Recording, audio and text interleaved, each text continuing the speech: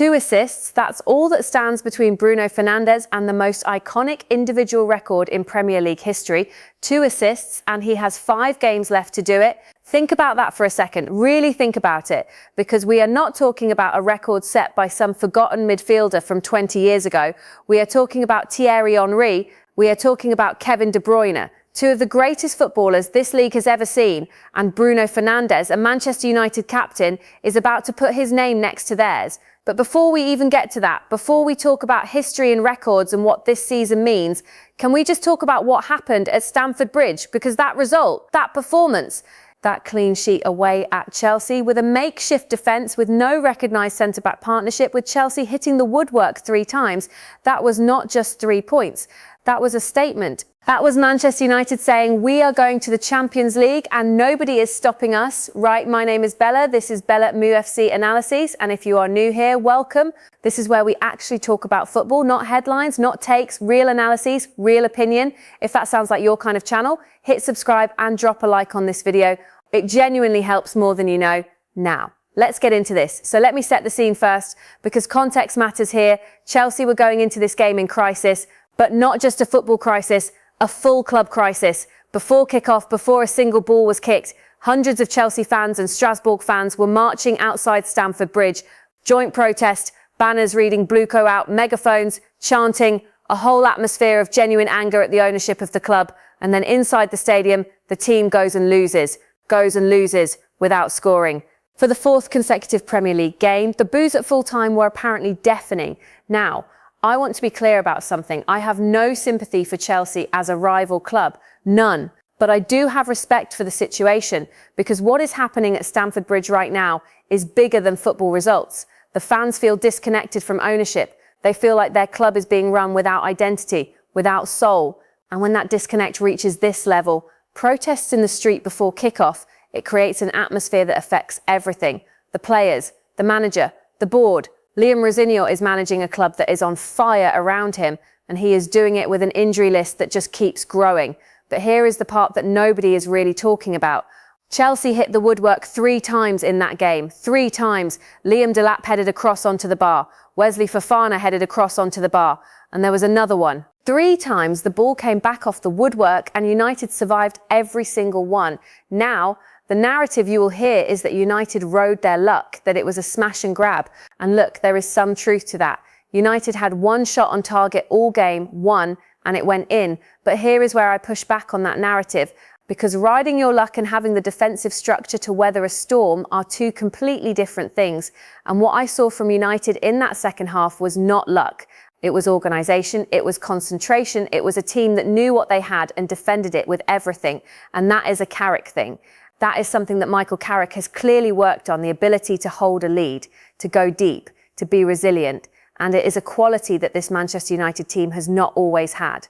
Now, let me talk about the defence, because this needs to be appreciated. United went into that game with Noussair Mazraoui playing as a centre-back. Not his position, not even close to his natural position. He is a right-back. He is asked to step in next to Aiden Heaven, a teenager, and hold a back-line at Stamford Bridge in a game that Chelsea desperately needed to win.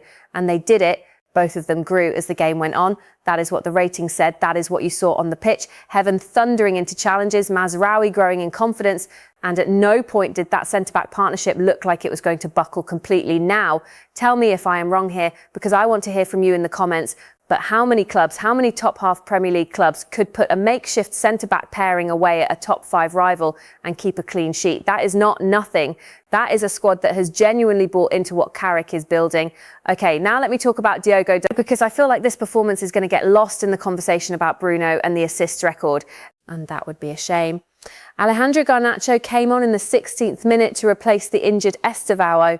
And Garnacho against his former club in front of the away end back at Stamford Bridge. That is a storyline. That is a moment that was supposed to be emotional, was supposed to be significant. And Dalot just shut it down completely. Garnacho barely got a touch, barely had a moment. The travelling fans were loving it. And look, Casemiro added to it in the second half. Literally clamped Garnacho and the away end went absolutely wild. But think about what Dalot did there tactically, because it was not just man marking, it was intelligence, Garnacho's whole game is built on pace, on turning defenders, on getting half a yard. Dalot denied him every single one of those moments. He was tight when he needed to be tight. He was patient when patience was required. He did not lunge, he did not dive in. And this is the version of Diogo Dalot that United fans have been waiting for. The version that matches the physical ability with the defensive discipline. When Dalot is switched on, truly switched on, he is one of the best right-backs in this league. And against Garnacho yesterday, he was at his absolute best. Now, here is where it gets interesting, because we have to talk about what this game means for both clubs. And the gap between those two meanings is enormous for Chelsea. 4 straight Premier League defeats, 4 games without a goal. They are now 4 points behind Liverpool in 5th, having played a game more. And there are 5 teams within a single win of overtaking them. 5 teams. They are not just fighting for the Champions League. At this rate, they are fighting for European football full stop. The Estevao injury makes it worse, much worse. Estevao, 18 years old, one of the most exciting young players in this league, pulled his hamstring in the 16th minute. He was through on goal. He was chasing a ball behind the United backline and he pulled up, had to come off. And Rosinia said after the game he was crying at halftime, devastated, absolutely devastated. And I don't laugh at that. I genuinely don't, because that is a teenager living his dream in a massive game and his body lets him down at the worst possible moment. That is a hard thing. But for Chelsea as a club, the timing could not be worse. They also lose Enzo Fernandez late in the game, though Rosinia is hoping that was just cramp. João Pedro is already out with a thigh injury. The injury list at Stamford Bridge is becoming a genuine crisis.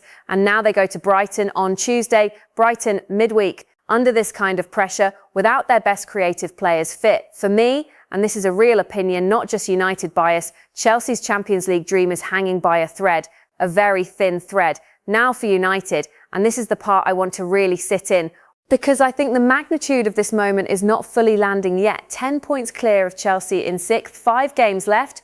They need something like 4 points from those 5 games to mathematically confirm a top 5 finish, possibly less depending on results elsewhere.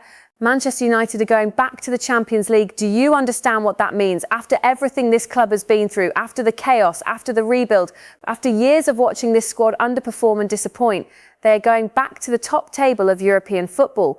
And they are doing it with a squad that includes a teenager at centre-back, a right-back playing out of position, a goalkeeper making key saves at crucial moments, and a captain who is rewriting the record books. This is not a perfect Manchester United, but this is a Manchester United that is fighting, that is organised, that knows how to win.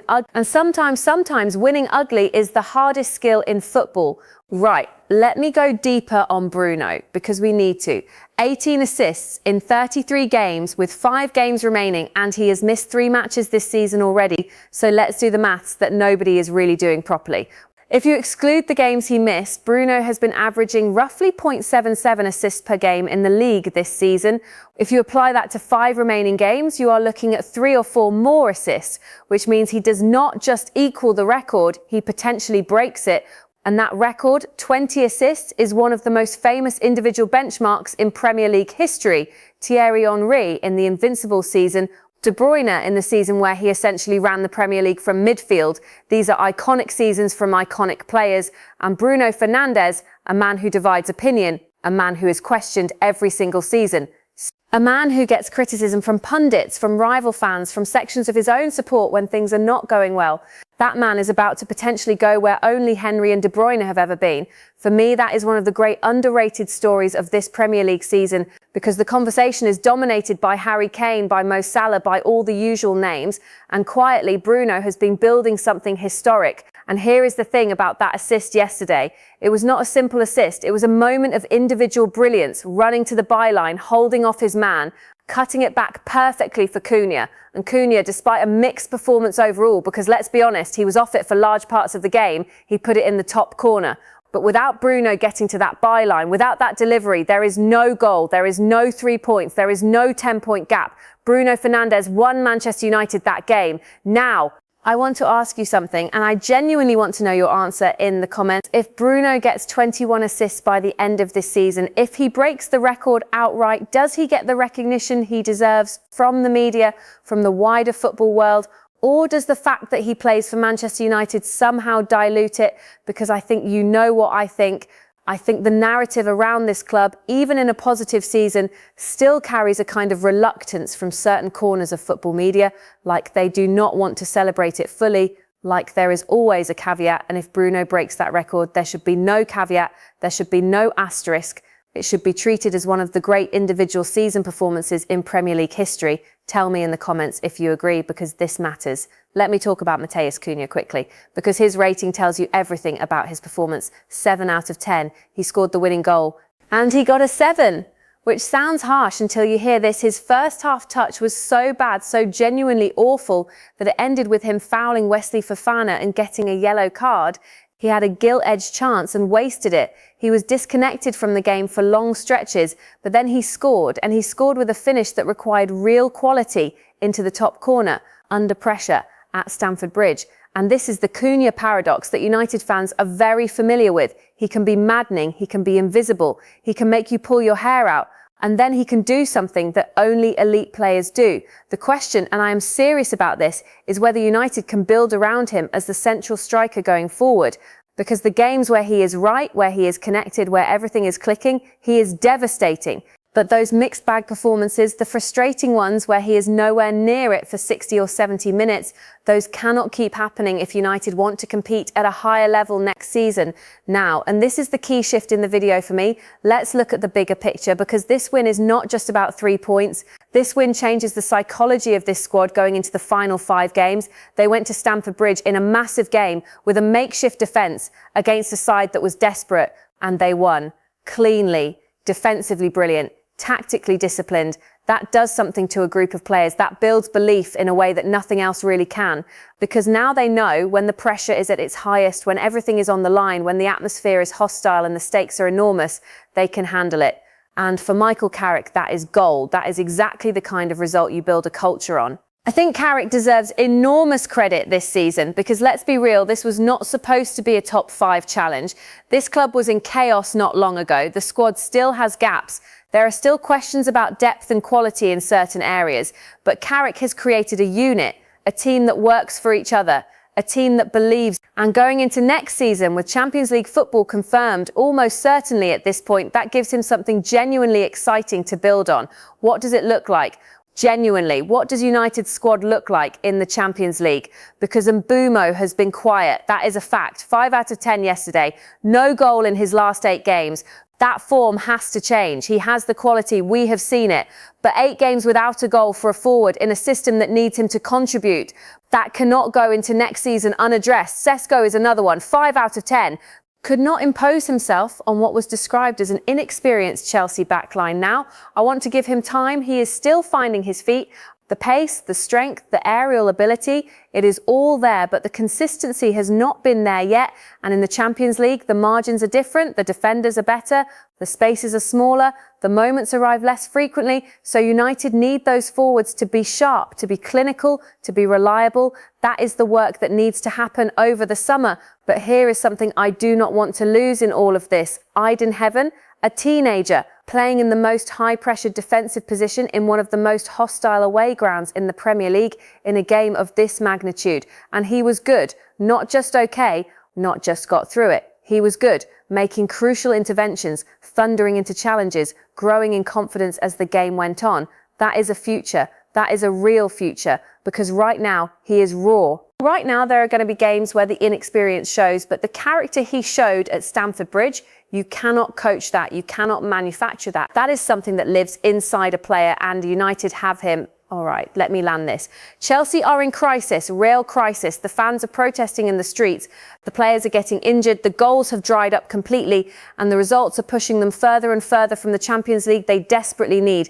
The Esteval injury, potentially a hamstring, potentially lengthy, is another blow to a club that keeps taking blows. And the atmosphere around Stamford Bridge right now is toxic. Not in a football way, in a deep, structural, ownership level way. That does not get fixed overnight. Manchester United are on the verge of something. Champions League football, a manager who is building real belief, a captain who is chasing history, and a group of players who showed yesterday that they can handle the biggest moments. 2 assists. That is what stands between Bruno Fernandes and immortality in Premier League history.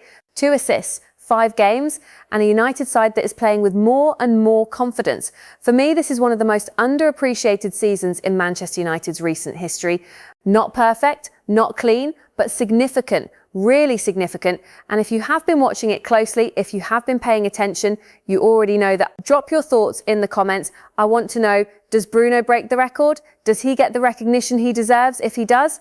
And can Chelsea salvage anything from what remains of their season? Let me know. Like this video if you got something from it. Subscribe if you are new. The analysis on this channel is always going to be real, always going to be honest, and always going to go deeper than the surface.